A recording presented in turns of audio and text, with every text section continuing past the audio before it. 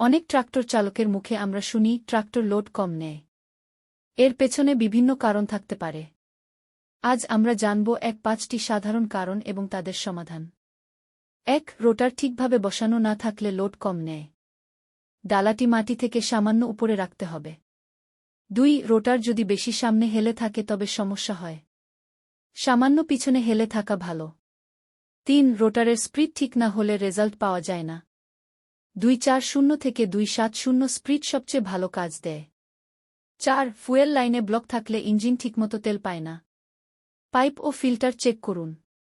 5. Air filter jam থাকলে engine বাতাস পায় না, শক্তি কমে যায়। নিয়মিত পরিষ্কার করুন। 6. ইঞ্জিন ট্যাপেট ক্লিয়ারেন্স ঠিক না থাকলে কম্প্রেশন ঠিক থাকে না। সেটিং ঠিক করুন।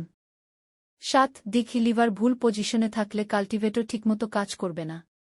8. ভিউ যদি সমস্যা করে রোটার ঠিকমতো ঘুরবে না। 9. ক্লাচ ডিস্ক ক্ষয়ে গেলে শক্তি চাকার কাছে ঠিকভাবে পৌঁছায় না। পরিবর্তন করুন। 10. হাইড্রোলিক সিস্টেম দুর্বল হলে ইমপ্লিমেন্ট কাজ করে না। অয়েল ও সিল চেক করুন। 1. চাকা স্লিপ করলে গাড়ি পিছলে যায়, কাজ হয় না।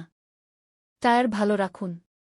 1. টায়ারের চাপ বেশি বা কম থাকলে লোডে প্রভাব পড়ে। সঠিক চাপ বজায় রাখুন। 1. ভুল গিয়ারে রোটার চালালে ইঞ্জিনে চাপ পড়ে। লো গিয়ারে কাজ করুন। 1.